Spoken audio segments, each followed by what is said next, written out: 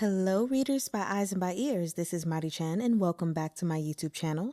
Today, we are continuing with the reading of Stars of Chaos, also known as Sha Po Lang by Priest, and we are in part 3 of Arc 9, reading chapters 75 through 77. So, without further ado, I hope you all enjoy.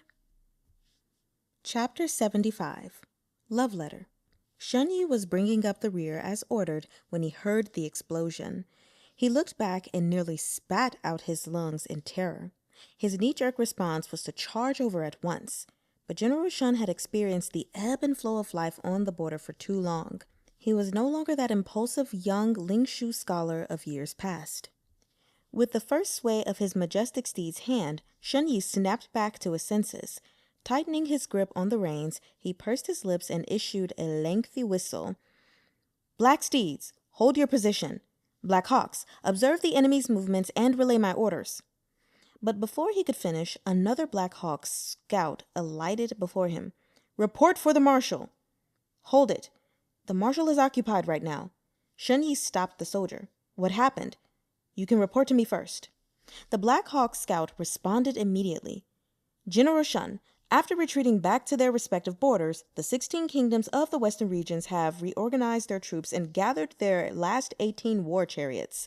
They are advancing toward our encampment as we speak. I fear they intend to launch a counterattack." "What is their strength?" Shun Yi asked, voice low. "Based on what I could see from the sky, excluding the war chariots, they march with a minimum 30 to 40,000 armored infantry and cavalry." "General Shun!" A member of Gu Yuan's personal guard scrambled over. Shun Yi whipped around so fast he nearly pulled a muscle. His scalp prickled with fear. He couldn't imagine how they would defend the 27 passes at the entrance of the Silk Road should something terrible have happened to Gu Yuan. Would they be forced to retreat yet again? The guard sucked in a deep breath. "The Marshal orders you to immediately execute the King of Chiltsa in the stretch of no man's land between the two armies and mount his head on a flagpole. The Black Iron Battalion is to turn out in full force and face the enemy head-on. Leave nothing in reserve. This will be a fight to the death." Halfway through the speech, Shun Yi's heart, which had been caught in his throat, crashed back into his chest. He barely heard the rest of it and, for the first time in his career, had to ask the overwrought personal guard to repeat the message. Only then did he raise his voice for the rest of the troops. "The rebel, the rebel army is an arrow at the end of its flight. Like an autumn cricket facing the frost, this is their dying struggle. Heed my orders and prepare for battle." In the instant Bai Chu blew himself up, the heavy armored infantrymen had protected Gu Yuan with his own body. The black carapace warrior had been blasted to pieces on the spot. Gu Yuan's consciousness flickered. Caught in the force of the explosion, he coughed up a mouthful of blood and promptly went deaf in one ear. When he awoke moments later, his first thought was that the enemy would use this opportunity to strike back. There was no time to worry about aught else. After launching 2 unsuccessful rebellions, the hatred the kingdoms of the western regions felt toward Great Liang would surely burn for several more generations. Now, after witnessing the Black Iron Battalion's ability to rapidly make up ground, they at last knew fear.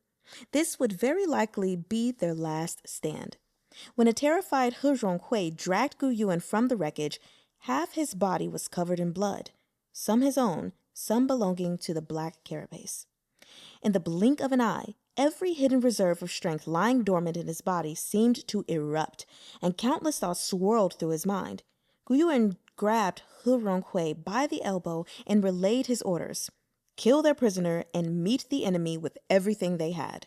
Then, as if having burnt through the last of his vital energy, he murmured haltingly, "Shun Jiping is acting commander-in-chief on all military matters until further notice. Do not disclose what happened here." He Zhonghui nearly burst into tears. Gu Yuan's ears were ringing. He could barely hear.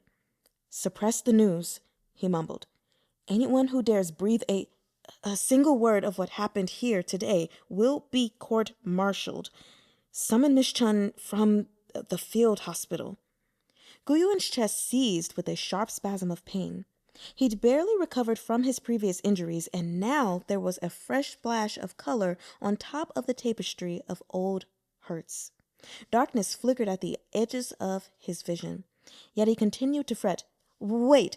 Tell the messenger to make sure Prince Yan's carriage has left for the capital before sending for Miss Chun. Don't tell her what happened straight off. Have her come in secret. We must. His voice failed, and the hand clutching at He Ronghui fell limply to the ground. Scared half to death, He Ronghui reached out with trembling fingers to check for breath. Though feeble, it was still there. Only after this reassurance did General He suck in several shallow gasps of air and bend to lift the unconscious Gu Yun. Shen Yi exchanged a glance with the red-eyed He Ronghui across the distance, then whistled once again. Execute the king of Chutsa, he shouted furiously. Follow me, brothers, to crush the rebels. The allied armies of the western regions knew they couldn't defeat the Black Iron Battalion, so they had cooked up this malicious scheme amid their frantic retreat, arranging for a western region's suicide bomber skilled in disguise to assassinate Gu Yun. When they saw the explosion, they thought their plot had succeeded. Morale soared. Yet somehow, just as they were anticipating seizing the entrance to the Silk Road in one fell swoop, before they had even reached any of the major strategic passes, they ran headlong into the full strength of the Black Iron Battalion. That explosion seemed to have thoroughly enraged this dense army of ironclad war gods. The commander-in-chief of the Chutsa army had believed that, once he repelled the Black Iron Battalion, he would soon welcome back his royal liege. When he looked up, however, he was greeted by the sight of his king's head suspended on a flagpole, fluttering gently alongside a battle flag like some ugly knotted tassel. The Chutsa commander tumbled from his horse with a horrified cry. The Black Iron general riding at the head of the army wore an iron visor. Hidden beneath the heavy black iron armor, it was impossible to discern his identity. As if concerned that the enemy wouldn't see what was hanging from the flagpole, the general waved his hand amid the gale, prompting a light cavalryman to whip out his windslasher and slice through one of the ropes along the flagpole with a terrifying flourish. The severed head of the king of Chutsa plummeted to the ground and rolled all the way to the bare stretch of dirt between the two armies. The Chutsa commander-in-chief stumbled over and clutched his king to his chest. After staring down at that severed head for a long while, he lifted his face to the sky and wailed, howling in mourning before both armies. His voice was like the call of a bugle to the Black Iron Battalion. In the next moment, the lines of heavy armor began moving as one. Clad in light pelt and sitting astride his horse, the commander-in-chief of the Black Iron Battalion held his windslasher aloft, then swung it down in a swift arc. 20,000 mounted black crows, previously silent as the grave, advanced as one, the cries of battle muffled beneath the deafening rumble of footsteps and hoofbeats. The western region's troops were stunned. Aside from Gu Yun, who else would dare to take unilateral action and execute the king of Chutsa? Could it be that Gu Yun still lived? It seemed that, not only had they failed to kill their quarry, they had also managed to enrage the Black Iron Battalion. By nightfall, the sea of sand was soaked in blood. Black Iron heavy armor faced off against the western region's war chariots, driving their enemy 10 kilometers beyond the Silk Road. The counterattack had failed. The allied armies of the western region scattered once more. The fiendish Black Iron Battalion hounded the fleeing troops all the way back to their own borders, beheading nearly 10,000 enemy soldiers and slaughtering every member of the Chutsa nobility they could run down. In the northwestern field hospital, Chen Qingshu had just finished seeing off Prince Yan's convoy, which was returning to the capital with a report of victory in hand. She had barely wiped the tears of joy from her cheeks when a pair of Black Hawks burst in. "Miss Chun, the marshal requests your presence on the front lines." The next time Gu Yun woke, it was to someone trying to pry open his mouth and feed him medicine. He couldn't hear a thing. Guyuan gasped shallowly and felt an intense wave of pain, as if his heart was on fire. It hurt so much tears nearly sprang to his eyes. In his foggy, half-awake state, he wondered, "Am I about to die?" As soon as this thought popped into his head, Guyuan gritted his teeth. "That won't do," he thought. "Jiala Yinghua yet lives, and Jiangnan remains in enemy hands. I would never be able to rest in peace." The strength of this conviction was like a shot of adrenaline to the heart, and Guyuan came fully awake with a shudder. Shenyi was struggling to wrench open his jaw to feed him medicine. The man was so worried he had broken out in a cold sweat. When he suddenly felt Guyuan unclench his teeth and swallow on his own, he was overjoyed. He called out to him at once, "Zishi! Zishi, open your eyes and look at me." "He'll be fine so long as he's regained consciousness and can get down his medicine," Chen Qingshu hastily interjected. "Your hand is shaking, General Shen. You're choking him. Give it here." Guyuan had managed to survive the suicide bomber's attack only to suffer a near-death experience from this Shun bastard attempting to shove a bowl of medicinal soup down his throat. Heaven knew whence Guyuan managed to muster the strength as he struggled to shove this walking, talking calamity off himself. The instant he moved, the entire commander's tent boiled over in a frenzy of activity. The whole gang of big, burly men promptly burst into howling tears and scrambled forward to offer their help. Chen Qingshu couldn't stand it anymore. "That's enough!" she barked. "Get out, all of you!" Guyuan's sensitive nose detected a woman's sweet perfume. He knew Chen Qingshu had come. He turned his head slightly to avoid the bowl of medicine pressed against his mouth and opened his eyes with difficulty. Chen Qingshu knew what worried him and hurriedly wrote into his palm, "Prince Yan has already returned to the capital. He doesn't know." Guyuan's sickly pale mouth quirked slightly in what might have been read as a smile. He forced himself to down the medicine, and his mind grew slack once more. In addition to reopening his old injuries, Guyuan's lungs had been damaged in the explosion, and he ran a high fever that came and went for the entire night. Those words, "I would never be able to rest in peace," propped him up like a giant boulder, and the next morning, to the amazement of all, he pushed himself up and tossed back his medicine like water. Then he summoned all the commanding officers under his purview and listened, one by one, to their battle reports. When the meeting concluded, Chen Qingshu brought over another bowl of medicine. Guyuan accepted it and knocked back its contents in a single gulp. It was difficult to say whether it was because he had hit his head or because the deafening explosion had damaged his hearing further.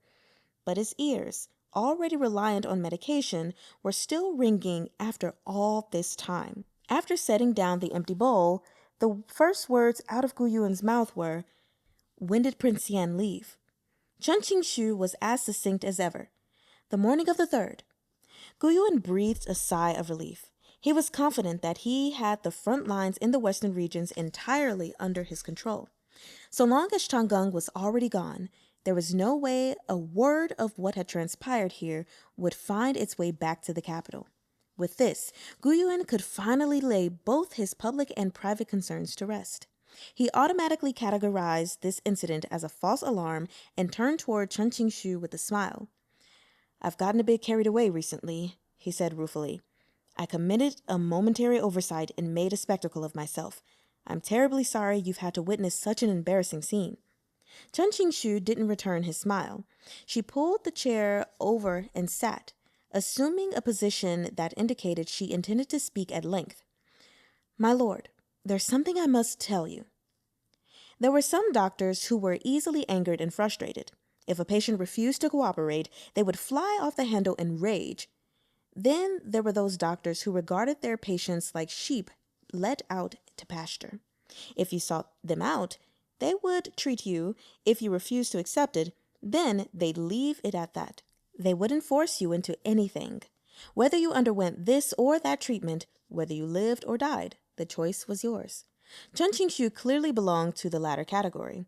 Whether Guyuan marched to the front lines with his body held together with steel panels, or whether he obstinately and repeatedly increased the dosage of his medicine, she never said a word.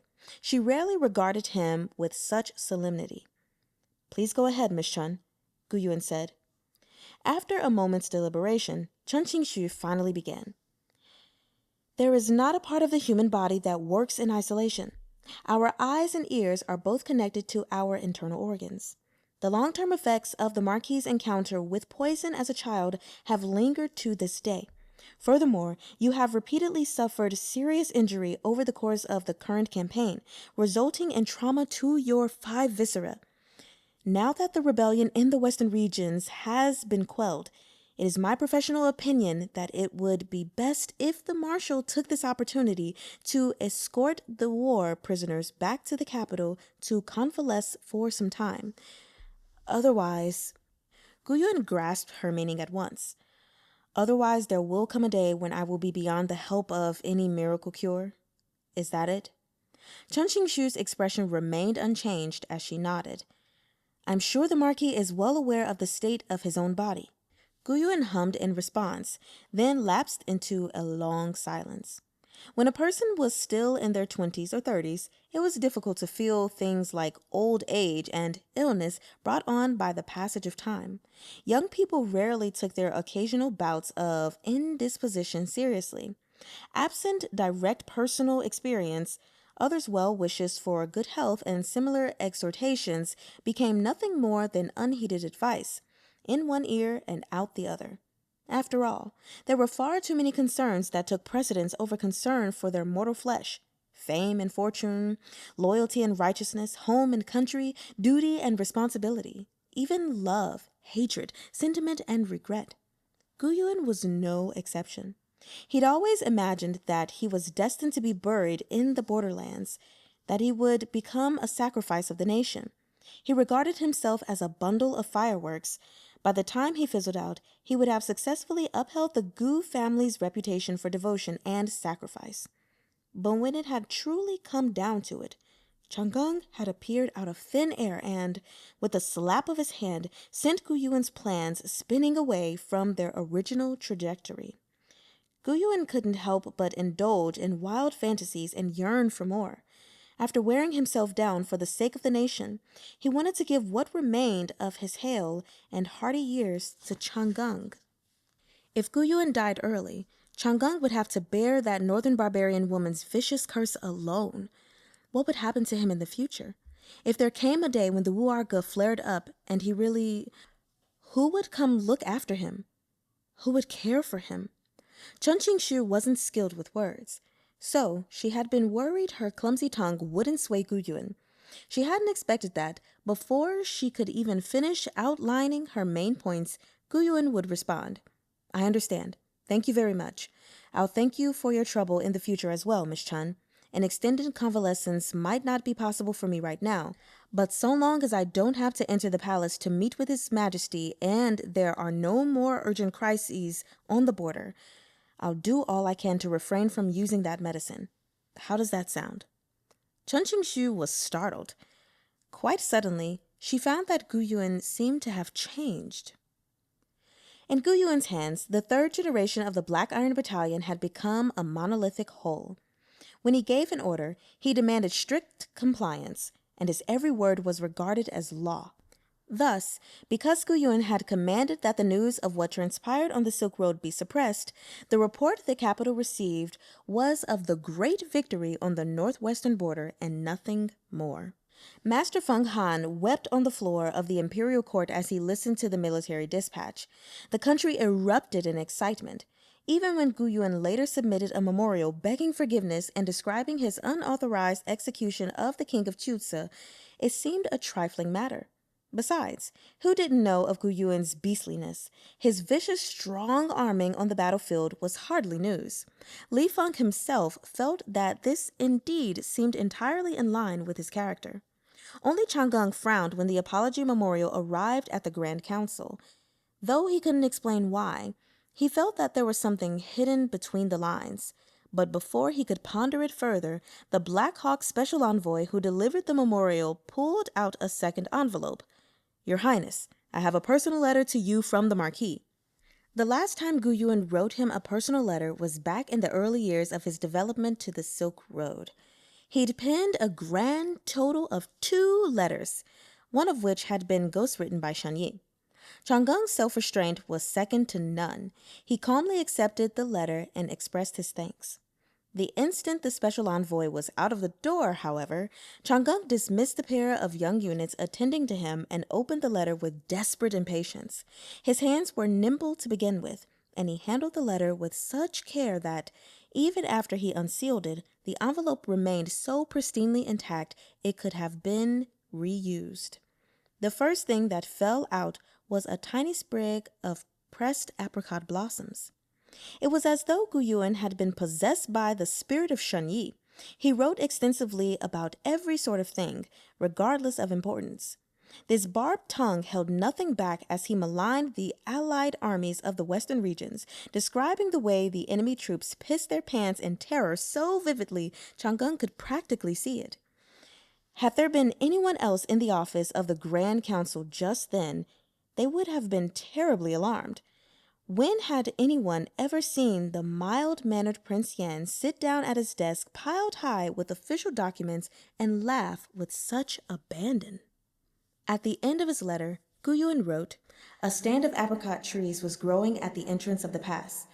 Alas, over half of it was burned by the flames of war with no hope of recovery. I'd originally thought they were all dead, but one day on my way back, I saw that these withered trees had gained a new lease on life.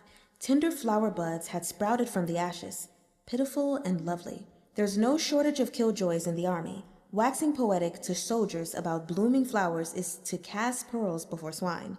Thus, I thought it would be better to seize the opportunity before me and pick this for you to enjoy." Here, the Marquis of Anding's famous semi-cursive script, so masterful as to be worthy of being handed down as an heirloom, was interrupted by a blotted-out line.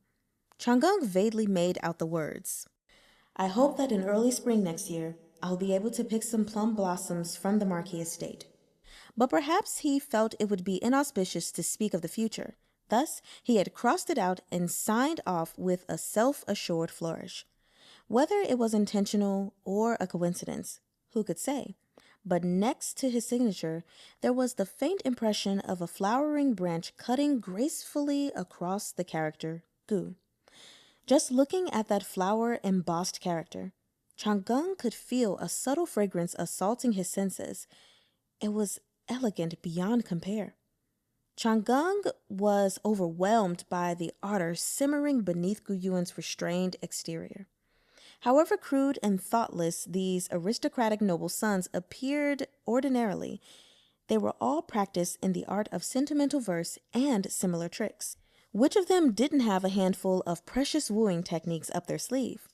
Changgung couldn't help but recall the roguish elegance Gu Yuan had displayed that night he got dead drunk. But he wasn't the type to get jealous over unproven love affairs. Rather, he found the side of Gu Yuan rather cute. Changgung sipped a cup of herbal tea and slowly read Gu Yuan's personal letter from top to bottom 3 or 4 times, wishing to etch every word into his mind such that, even with his eyes closed, he could produce an exact replica with ink and paper.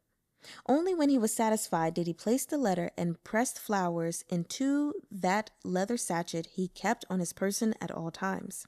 Then, picking up a brush, he wrote the word nobility on a sheet of paper and briefly closed his eyes. When invoked, the name Prince Yan represented the imperial family.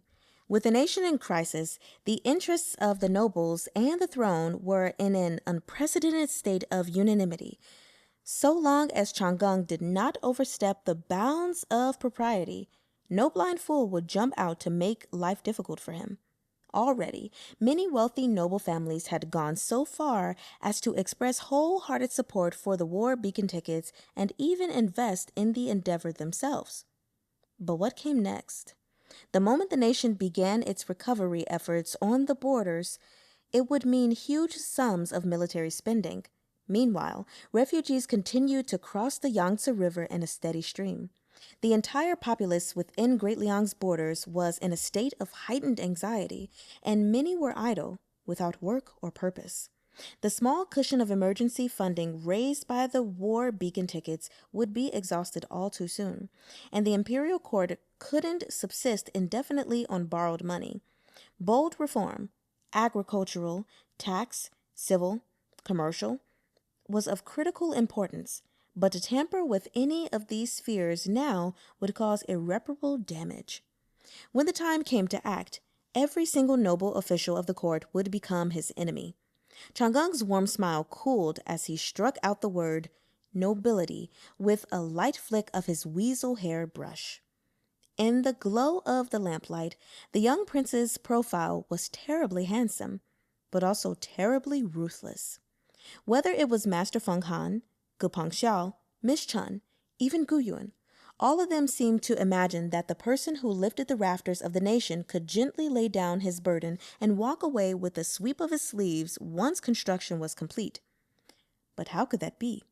In times of great peril, the pursuit of power had always been a life or death struggle on a road of no return. Chapter 76. At Odds. Some days later, news that the kingdoms of the western regions were suing for peace reached the capital. After submitting a memorial to the Longan Emperor, the Grand Council spent a full day urgently discussing the matter. In the end, they drafted a formal response to the Marquis of Anding in which they imparted two instructions. First, ensure that the rebels couldn't rise up again for 3 to 5 years. They couldn't afford to worry about their backyard catching fire while dealing with the far westerners out front. Second, they required violet gold. The more, the better. Though the emergency within the national treasury was at least temporarily resolved, Great Liang's difficulties with respect to violet gold were ongoing. One of the reasons the Northwest had been chosen as the starting point to break the siege on their borders was because it was the site of the Black Iron Battalion's current encampment. The other was to ameliorate their violet gold shortage as quickly as possible. As for the rest of the details, big or small, they were all left to the discretion of the Marquis of Order. Soon thereafter, Prince Yan entered the palace to give a brief report to Li Feng on the latest developments on the battlefield, as well as the impact of the war beacon tickets. Li Feng, counting on his fingers, was stunned by the effectiveness of these bonds. He couldn't help but ask, "How could there be so much money?" "It's not surprising. The concerns of the court officials align with those of your majesty. Many of them are willing to offer up their own wealth to save the nation. At a crucial time like this, what sense is there in worrying about their own skin? Most of them spared no expense in supporting the war beacon tickets." Chang'eng began with a round of unhurried flattery before continuing. "Among the common people, there is a saying, the merchant stores leather in the summer, collects linen in the winter, hoards boats in a drought, and purchases carriages in a flood in preparation for times of scarcity. Those who become wealthy merchants generally have more vision than peddlers who only chase after the petty profits right in front of their noses." Li Feng considered a moment. "So then, in your opinion, what are these merchants looking to gain from us?" "The merchant may be extremely wealthy," Chang'eng responded without hesitation, "but he still must brave the elements and endure hardship over the course of his life. In some ways, he's hardly better off than the farmer who eats by the grace of the heavens. One decree from the imperial court may cause the merchant to lose a vast family fortune. Or he might encounter violent marauders while traveling and lose both his property and his life. In this time of national crisis, a group of wealthy merchants from various chambers of commerce, headed by the richest man in Jiangnan, Du Wanquan, have bravely stepped forward. On the one hand, they wish to serve their country. On the other, it may be that they hope to find a patron in Imperial Brother." Li Feng was long accustomed to the sounds of flattery and not so easily moved. He gazed passively at Prince Yan, waiting for the meaning hidden in his words to reveal itself. Chang'eng didn't keep him in suspense. He continued, striking while the iron was hot. "Now is when our need for money is greatest. The imperial court intends to circulate a second batch of war beacon tickets. In Brother's opinion, Would it not be fitting to sweeten the deal for the leaders of these chambers of commerce and thus encourage more people to support the nation by turning out their pockets? Li Feng made not a sound.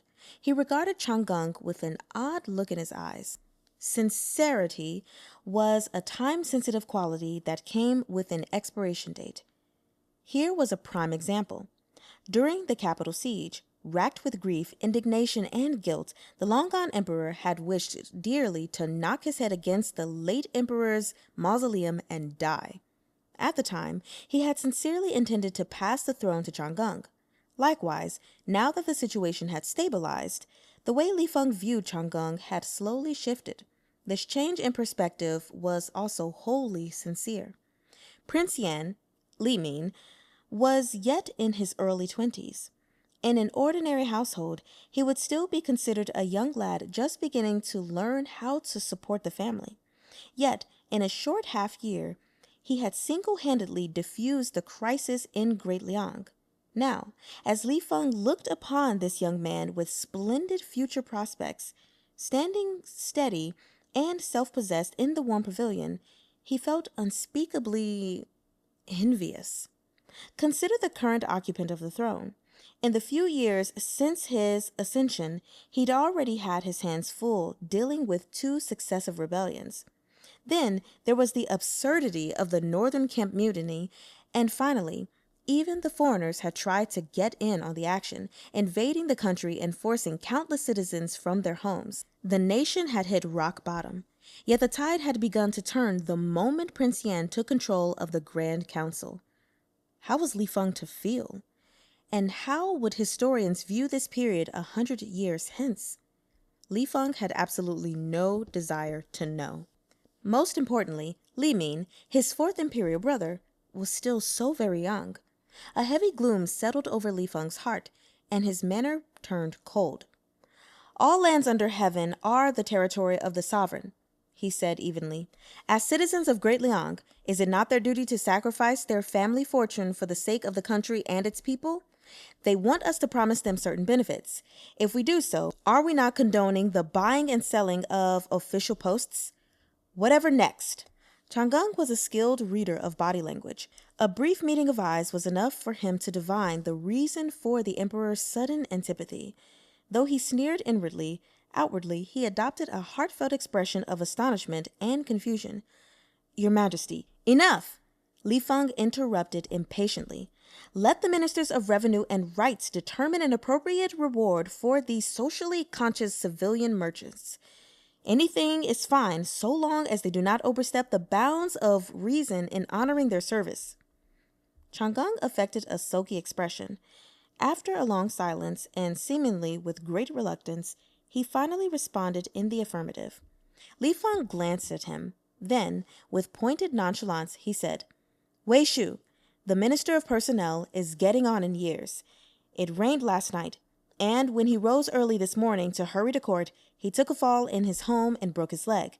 We sent an imperial physician to assess him, and his condition does seem serious. The Wei family has already submitted his letter of retirement. With this, we fear the post for the Minister of Personnel will be left vacant. I mean, as the head of the Grand Council, can you recommend any potential candidates to fill the position?" This wasn't a particularly clever way of sounding him out, but just because it wasn't clever didn't mean it wasn't effective. Li Feng was a paranoid man. Whether Chang Gung exploited the situation to recommend his own people or answered the question flawlessly without missing a beat, neither scenario would please him. The former would prove Chang Gung too ambitious, while the latter would prove him too calculating. Taken aback, Chang Gung blurted, "What? Minister Wei broke his leg?" It seemed he really had no idea. Only after uttering these words did Chang Gung seem to regather his wits and realize his response had nothing to do with Li Feng's question. He furrowed his brow in thought for several long seconds before sighing, seemingly overwhelmed with exhaustion. Please forgive me, Your Majesty. In recent days, this subject has been spending all its time fretting about money. I really haven't had time to consider anything else. Perhaps I haven't seen the memorial submitted by the Ministry of Personnel just yet. As for the minister, it's an extremely important position, and I can't seem to think of a good candidate off the top of my head. Li Feng suspected he was trying to dodge the question. No matter, just speak your mind. Chang'eng pressed a hand to his tightly knitted brow. After a pause, he said, "How about this? Why not publicly evaluate the candidates in court? Perhaps there is someone capable among our number." Li Feng was speechless. This answer truly exceeded his expectations. Surprised at Prince Yan's bold and imaginative way of handling things, Li Feng was nearly taken in. "How would we evaluate them?" he asked without thinking. "For example, you could inquire into their work history as an official, their achievements, their meritorious service over the years, so on and so forth. Everything's on record." Chang'eng paused shortly, and his tone shifted. "You could also add criteria such as whether this person has a sense of responsibility and righteousness. For instance, whether they've purchased any war beacon tickets. Speaking of which, I've just had a thought. In order to facilitate the smooth implementation of war beacon tickets, perhaps we could incorporate the number of war beacon tickets bought as an evaluation criterion for the imperial examination going forward. That wouldn't count as buying and selling official posts, would it?" After all that talk, the little brat had managed to steer them back around to his original topic. Li Feng felt that if he were to crack Prince Yan's pretty little head open, he would find that the man's brain had transformed into a pile of silver ingots. The long-gone emperor was torn between laughter and tears. What nonsense!" This time, Chang'eng didn't bother wheedling. Instead, he quietly begged forgiveness, an expression of undisguised worry on his face. This brief yet odd exchange dispelled most of the gloomy misgivings in Li Feng's heart. It was quite evident that Prince Yan's mind wasn't on the Ministry of Personnel at all. In any case, Li Feng thought to himself, he's certainly devoted to his work. The stormy clouds of Li Feng's mood dispersed. He waved a hand at Chang'eng. "Forget it. You can head back for now. Let us put further thought into the matter." Chang'eng made a murmur of assent and said his farewells, sensing he'd passed this test. But as he was about to withdraw from the warm pavilion, Li Feng suddenly called him to a halt. "A moment, I mean. There's one more thing," Li Feng said pleasantly, as if having an amiable chat about everyday trifles. "You are no longer a child. It's not proper for you to be always alone like this. It's time you started a family." Chang'eng's heart stumbled in his chest. "Grand Secretary Fang's granddaughter is 17 this year and is unbetrothed. From what I hear, the girl has a fine reputation and comes from a line of scholars, so she's certain to be well educated. Her family background wouldn't bring disgrace upon you either. This young lady would make for an ideal match. When your sister-in-law heard about it, she was awfully eager to arrange things for you herself. So I thought I'd ask. If the girl is to your liking, then I'll go ahead and say yes on your behalf. What do you think?" To say it was a good match was an understatement. Though Grand Secretary Fang Hong had been retired from service for many years, he had been the examination mentor for more than half the important officials in court. He had 3 sons, all of whom were highly accomplished. On top of that, his second son, Fang Qin, had just stepped up as the Minister of Revenue. The Fang family had been the unofficial leader of the richest and most powerful noble families since the Yuanhe era. Yet Chang'eng's expression turned ugly in an instant. Li Feng raised a slender brow. "What's wrong?" Turning back to Li Feng, Chang'eng lifted the hem of his robes and knelt. His face was tightly drawn, yet he made not a sound. Mystified, Li Feng asked again, "What are you doing?" Chang'eng continued kneeling in silence. However intimately Li Feng treated this brother of his, he was still the emperor. Seeing Chang'eng like this, his expression grew overcast once more. "If you don't like the girl, you can just say so. You're an imperial prince. Who could possibly force you into a marriage? Why act out like this?" "This subject is unwilling," Chang'eng kowtowed solemnly. Even the tone of his voice sounded off.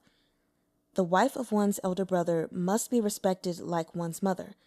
I have betrayed Her Majesty's loving care.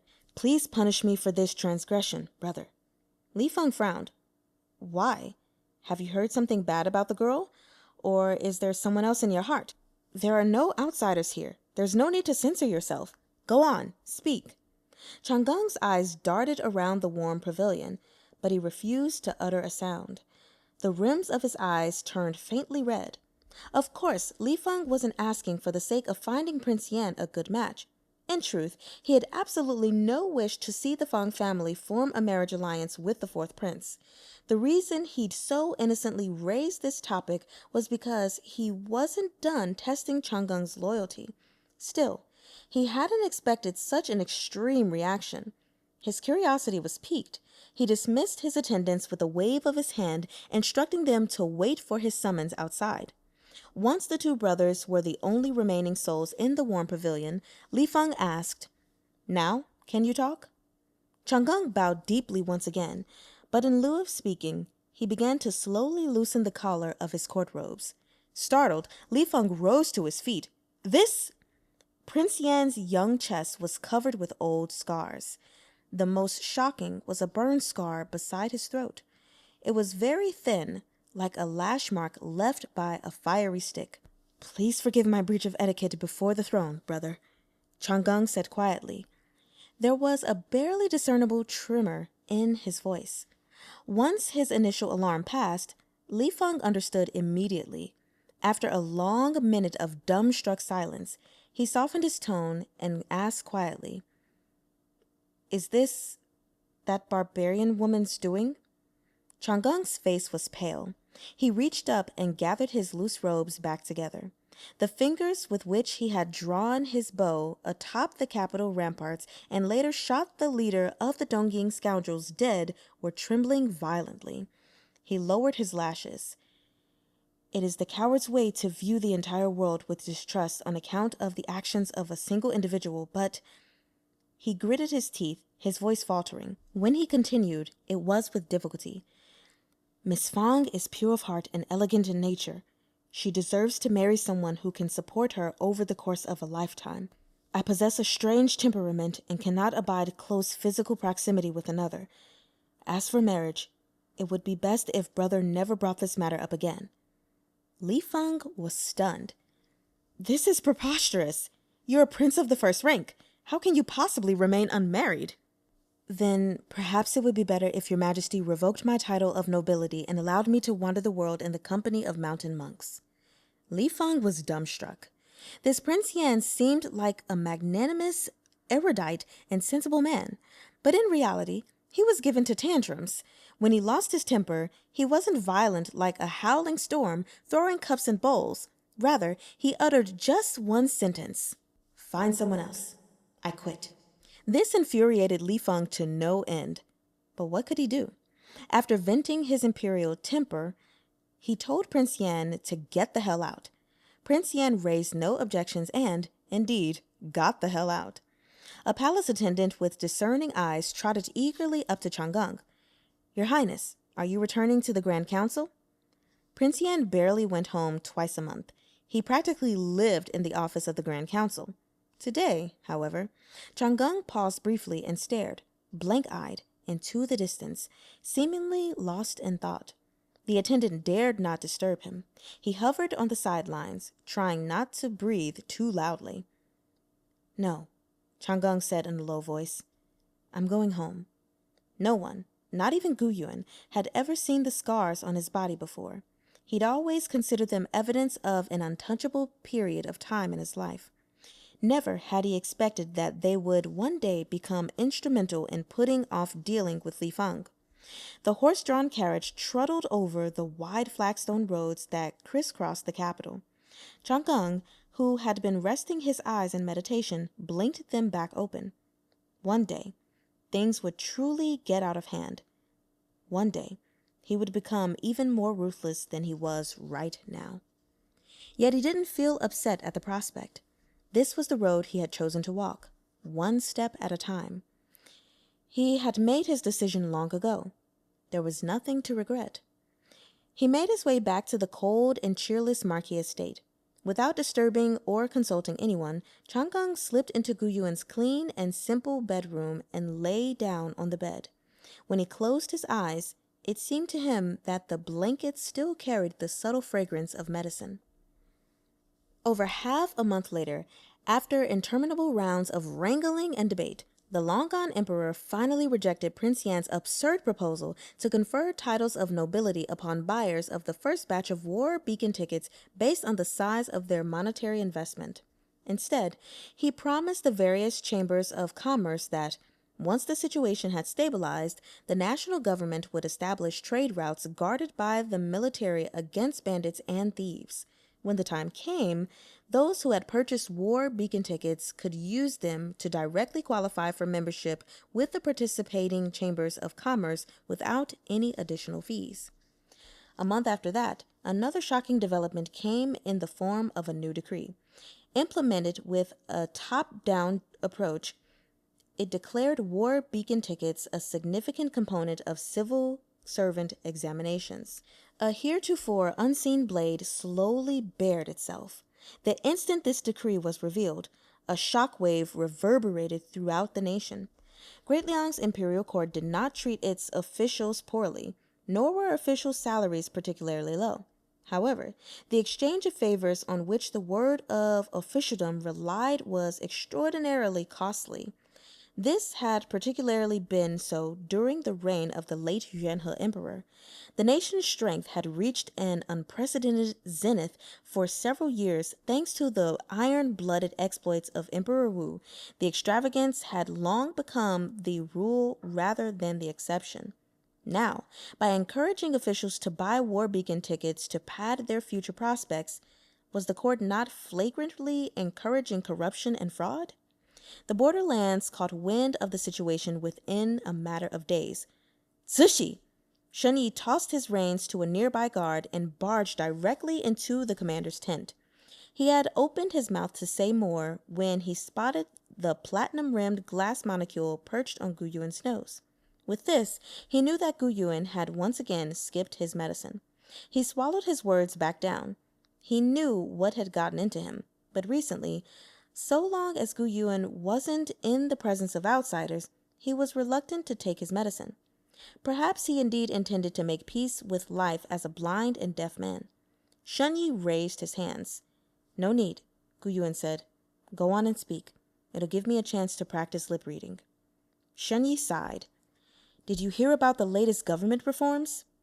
Gu Yuan had been quite a proficient lip reader when he was younger.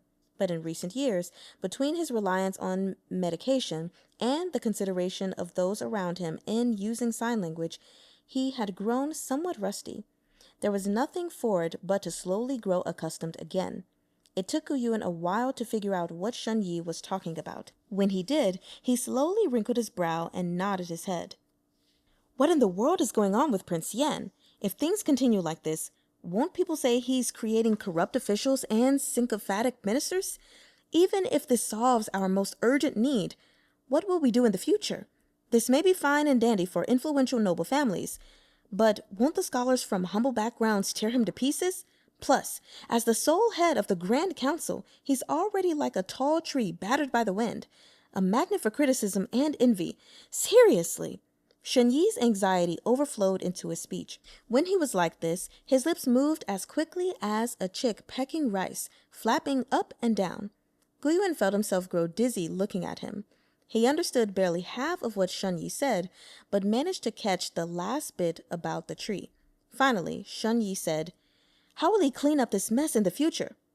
Gu Yuan was silent. "Zushi, say something." "We can't continue fighting like this," Gu Yuan said out of nowhere. Shen Yi heaved a sigh. He suspected that for all his rambling just now, Gu Yuan hadn't heard a thing. "Practice lip reading my ass," he thought. "More like, I'm the one giving my lips a workout." He was about to switch back to signing when Gu Yuan continued undeterred. "I've been a bit too impulsive. It served me right to have something blow up in my face. Thankfully, I survived the ordeal without any serious injuries. But lately, I've been doing a lot of thinking. Jialai Yinghuo is no spineless coward like these creatures of the western regions. It's very likely that we'll have to fight a few tough battles on the end. I'm afraid we don't have the strength or resources to defeat him in a decisive battle right now, so we must think in the long term." Shunyi started in surprise. You plan to... I've kept the imperial court hopping with all my requests, Guyuan said softly. It's high time I took a break. Chapter 77. Nightmare. In early summer of the 8th year of Longan, the kingdoms of the western regions gathered what remained of their troops, opened the gates of their capital cities, and submitted a joint letter of surrender to their suzerain begging for forgiveness. For the second time in 2 decades, the countries of the western regions sat down with representatives of Great Liang at the entrance of the Silk Roads and were forced to negotiate a peace. Guyuan had no interest in meeting with his defeated foes and sent Shunyi to speak on his behalf. Thus, Shunyi came bearing Great Liang's harsh demands in hand. The conditions for surrender began with relieving the western region's nation of a huge sum of gold and silver. Then, so that they might more closely monitor their vassal states, the imperial court wished to establish military bases within each of the defeated nations. Henceforth, aside from their ally Lolan, Great Liang's vassal states were forbidden from stockpiling engines and armor, including light belt armor, and any military armaments they currently possessed were to be melted down and destroyed. Finally, Great Liang demanded these nations hand over, at minimum, 70% of the violet gold they excavated each year in tribute. Even Shunyi felt his teeth begin to ache as he read through these clauses. Great Liang was set on scraping the marrow out of the defeated 3 times over. As expected, the representatives of the allied nations promptly began wailing in despair. The first round of peace talks broke down. The second day, Guyuan led 300 suits of heavy armor on a night raid against what remained of the western region's encampment, which had already declared surrender. The ensuing artillery fire painted heaven and earth crimson. Thus did the Marquis of Order fulfill, through personal intervention, the most salient points of the second term demanded by Great Liang. The attack was an open declaration. It was fine if the western region's nations refused the remaining 2 terms. In that case, the Marquis of Anding would immediately lead his army to raze the captured cities. Razing a city was antithetical to the natural order. Under ordinary circumstances, it was something only barbarians would do. Such brutal acts were rarely perpetuated by Great Liang's military, and so initially, the people of the western regions were determined to resist. Once Guyuan ordered the city gates blasted open, however, the representatives the allied armies had sent to the negotiation table finally lost their nerve. 3 days later, after several unsuccessful attempts to bargain, the Treaty of Lolan was signed into effect. Under the watchful eye of Guyuan's heavy armor infantry, each nation began by disposing of their armaments with as much speed as possible. Then, despite an endless stream of complaints, they scraped together the first batch of violet gold tribute extorted from them by Great Liang. At the end of the 5th month, Guyuan and Shunyi secretly escorted this violet gold from the western regions back to the capital. A heavy fall of rain had scrubbed clean the streets and alleys of the capital, and the scattered petals of pagoda tree blossoms littered the long thoroughfares. The winds stirred up by the new government reforms were howling, but the raindrops that fell were small. Miraculously, the storm everyone expected did not come. First of all, the rich and powerful noble families weren't stupid. Even if they were dismayed by Prince Yan's increasingly creative methods of digging money out of their pockets, they knew that the ones who most abhorred the new policies were the poor Hanlin scholars who had risen through the imperial examination and had barely 2 silver coins to rub together. They saw no need to stick their necks out on behalf of others, so initially they hunkered down in their homes, prepared to watch the drama unfold. To their surprise, things took a strange turn. Aside from a handful of stubborn, old Confucian scholars who stepped forward with long spiels of impropriety, the new policies barely made a ripple in court. Chang'e first submitted a memorial to win over the emperor. In it, he presented to Li Feng his long-term plans for the war beacon tickets and clearly delineated the entire process in fine detail, skillfully downplaying some aspects while exaggerating others. Finally, he painted a rosy picture for the emperor. Over time, use of the war beacon tickets, which had been implemented first among the upper echelons of society, would trickle steadily downward. All the gold and silver in the nation would be eventually collected back into the national treasury. Private transactions among the common people would be conducted using tickets, with the value of each ticket determined by the imperial court. Never again would the leaders of the nation find themselves in a situation where private stockpiles of gold and silver gathered dust while the national treasury stood empty at a time of great crisis. Li Feng had previously considered some of Prince Yan's ideas rather unorthodox and inappropriate.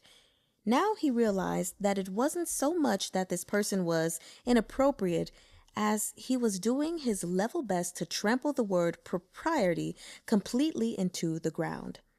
Just as there was once a founding emperor who cast Colossi out of gold by gathering all the weapons in the land, here now was a Prince Yan who sought to collect all the riches of the nation. Still, the idea was too tempting. Once Li Feng grasped the base concept of using a few paper notes to conduct business in place of gold and silver, despite some vague feelings of uneasiness, he couldn't resist the allure. After holding onto Changgung's memorial and mulling its contents over for 3 days, in the end, he swallowed this rosy picture without a backward glance. He ordered Changgung to oversee its execution, though he repeatedly warned him against taking drastic measures. When it came to the up-and-coming talents of the imperial court who hailed from humble backgrounds, the prince was to take particular care bringing them around to this new scheme. Emperor Li Feng had no idea that, long before Prince Yan had submitted his memorial requesting government reform, the richest man in Jiangnan had led 13 wealthy merchants from all over the country to the capital and treated those very talents to dinner at the tiny restaurant where the Linyuan Tablet Selection Committee had gathered to make their decision. This restaurant had once been obscure and woefully run down. Years ago, it had been hidden like the glow of a firefly beneath the moon by the splendor of Kite's Flight Pavilion, to the point that those without acute eyesight were almost guaranteed to miss it. Yet, in a lucky turn of events, it had escaped the devastation that befell the capital and remained standing to this day. At the start of the year, it had undergone renovations and staged a grand reopening to welcome new customers. 2 additional stories were added above what was originally the second floor, and the damaged bricks and broken roof tiles were tidied up and neatly put in order. The establishment was rechristened Southward Tower, a timely name that evoked in all who heard it the grief of losing half the country to enemy hands. Few knew that this formerly struggling restaurant was one of Du Wanquan's properties. The first time the 2 parties met, they found no common ground. Scholarly intellectuals held themselves as morally beyond reproach. After experiencing the ebb and flow of bureaucracy for so many years, they were reluctant to rub elbows with these merchants who stank of copper. Most who came did so simply to half-heartedly fulfill a social obligation. Yet, after speaking with Du Wanquan at length, these members of the literati realized that the man was no simple merchant. Du Wanquan once sailed west and saw the wider world with his very own eyes. His personal conduct, manner of speech, patterns of thought, everything about him was vastly different from the average trader. Between his silver tongue that could practically call back the dead and Jiang Chong's calm mediation, many attendees soon began to reconsider their stance. Later, when the new reforms began to silently permeate all levels of society, Du Wanquan's party reserved the largest private room at Southward Tower and again sent invitations to 8 important ministers of the imperial court, headed by Jiang Chong. Every one of them was an official who lacked financial backers, who had risen to their positions through the imperial examination and had built up their career from nothing. This time, their clandestine meeting lasted over 8 hours. Only when the moon climbed high over the branching trees did Jiang Chong raise his cup in a final toast from his position in the seat of honor. Rising solemnly to his feet, Jiang Chong looked around the room and found that, after so many rounds of toasts, a number of meeting's attendees had become drunk. "Today," he said, "we ate and drank to our heart's content. Everyone must be tired, so I won't spoil the mood. I'll just offer a few words. Please feel free to drink what remains in your cups. We'll disperse after this. If we intend to continue fighting this war, then the success of the war beacon tickets is imperative. Every one of you is wholly devoted to our nation." Jiang Chong stopped in the middle of his speech and threw back his cup of wine, leaving the rest unspoken. "Every one of you is wholly devoted to our nation, but please take some time to consider your own future prospects." After so many years without an avenue to voice their political concerns within the imperial court, the wealthy merchants who desperately wished for someone to speak on their behalf met with these powerless yet uncorrupted civic officials and formed an official alliance. After seeing the ministers and merchants out, Du Wanquan returned to South Ward Tower alone and stepped into the room next door.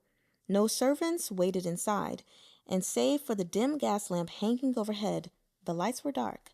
A small cup of yellow wine, a bowl of plain congee, and a plate of side dishes sat on the table. There was still a fair bit of wine left. The congee was half eaten, and the side dishes were practically untouched. Yet the person sitting at the table had already set down his chopsticks. Dropping his suave demeanor, Du Wanquan respectfully stepped forward to make his greeting. "Your Highness?" Chang'eng nodded politely. "Master Du." Du Wanquan glanced at the congee and side dishes on the table. "It's very admirable, the way your Highness is ever so frugal, but South Ward Tower is one of my own establishments. Why not order something better suited to your tastes? Summer is fast approaching. I'll have the kitchen prepare some nourishing dishes with cooling properties."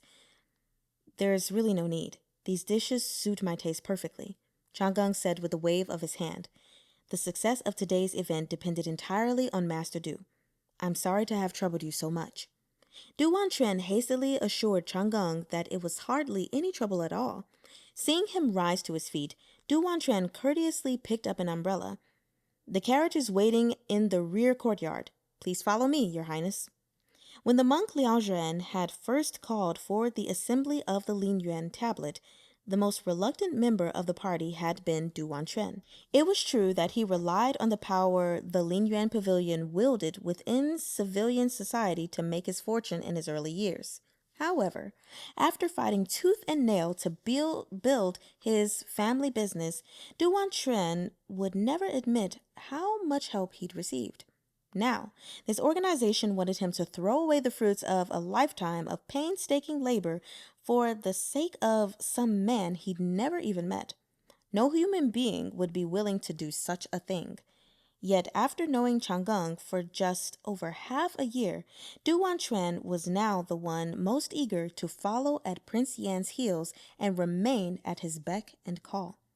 The god of wealth had traveled the world for many years. His knowledge and experience far exceeded that of ordinary people. He had the vague sense that although Chang'eng was indeed working to save the country from its current crisis, he was at the same time laying the groundwork for something else. Du Wanquan felt an indescribable excitement. The nation of Great Liang walked a precarious path, flourishing under the rule of Emperor Wu, peaking and declining during the reign of the Yuanhe Emperor, and reaching an impasse under the Longan Emperor. It was indeed about time for the dawn of a new era. Somehow, thanks to a wooden tablet, he had managed to board this boat. Perhaps it would prove to be a great opportunity. Chang'eng strode toward the door. Suddenly, he touched a hand to his waist, and his footsteps froze. Du Wanquan's sharp eyes noticed at once. "What are you looking for, your Highness?" "It's nothing." At length, Chang'eng said somewhat absent-mindedly, "I've run out of incense."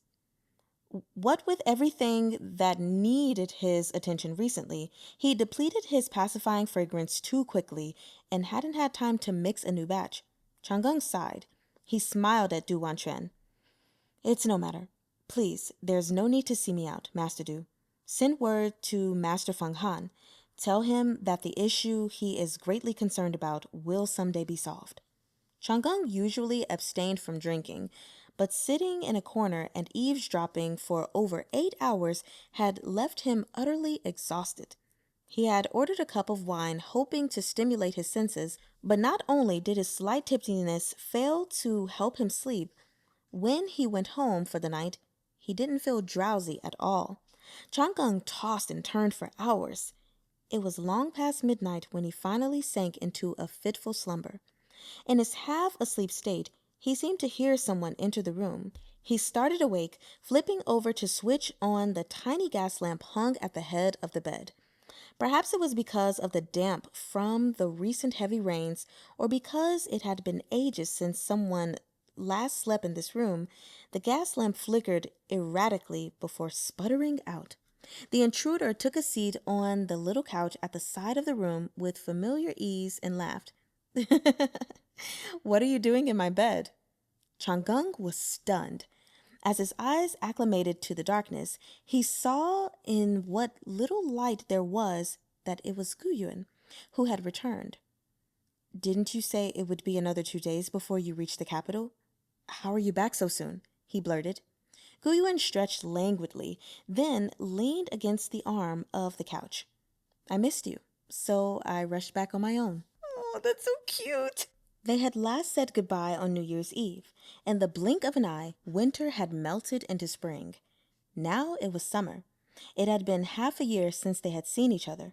Guyuan's battle reports often included hidden messages to Chang'eng, and every now and again he would send a personal letter.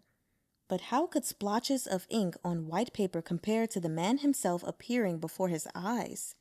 Chang'eng had missed Guyuan terribly. He rushed forward to embrace him, but Guyuan leaned back, easily evading his grasp.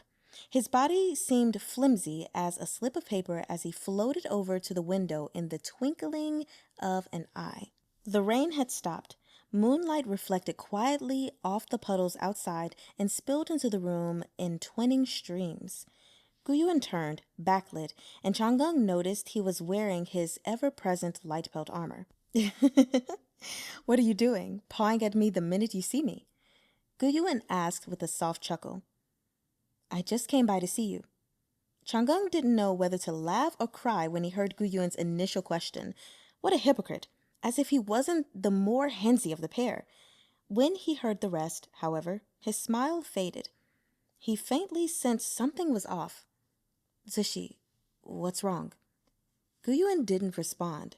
The two of them, one sitting and one standing, faced each other in solemn silence, as if bidding their final farewells. Inexplicably, Chang'eng's heart began to pound, thundering in his chest with such force he felt it could hold nothing else. He could scarcely breathe. Unable to bear it a moment longer, he got to his feet and walked over to Guyuan. The distance from the bed to the tiny window was no more than 4 or 5 steps, but somehow he couldn't seem to reach his destination. Every time he moved forward, Guyuan took a step back. Chang'eng turned and picked up the gas lamp affixed to the head of the bed, furiously twisting the knob at its base. The lamp emitted several sputtering gasps before coming alight, flooding the room with brightness. Despite the harsh glare, Chang'eng turned frantically toward Guyuan. The man standing by the window was pale as paper. His complexion had a grayish cast unseen on the face of the living, and 2 lines of blood dripped from the corner of his mouth and along the cinnabar mole at his eye. The gas lamp crackled before going out once more. Guyuan sighed softly. I can't bear the light. Why would you turn on the lamp? Chang'eng, I'm leaving. What did that mean? Can't bear the light. Chang'eng nearly went mad on the spot. He lunged forward, grabbing desperately at Guyuan, but all he managed to touch was icy black armor. Stop! His voice was hoarse. Where are you going? Gutsushi! I'm going where I ought to go. Guyuan's voice carried a slight chill. You're fully fledged now, skillfully taking control of the Lin Yuan pavilion, heroically seizing the Li family's nation. What unstable situation? What favorable stroke of luck? Everything lies in the palm of your hand. What extraordinary methods you employ. Hasn't Li Feng died by your hand as well? It won't do for me to linger. So, I've come specially to say goodbye. Chang'eng panicked. No, wait, I didn't. He wanted to protest that he'd done no such thing, but even as the words lined up on the tip of his tongue, he found himself unable to speak them aloud. Confusion seized his heart. For a moment, he felt that he really had done everything Gu Yun accused him of. The late emperor entrusted me with bringing you back from Yanhui town and caring for you till adulthood, Gu Yun said, voice low. I'd always hoped that, even if you weren't an exceptional talent capable of supporting the nation, at the very least you would become an upstanding individual of noble and benevolent character. But what did you do? It was an early summer night, yet Chang'eng had never felt so cold. I cared for you as the late emperor wished. I never expected to raise a wolf that bites the hand that feeds it. Gu Yun exhaled softly. It's been 200 years since the founding ancestor established the nation of Great Liang. I thought our nation would persist forever. Who would have thought the imperial jade seal would be destroyed by my own generation?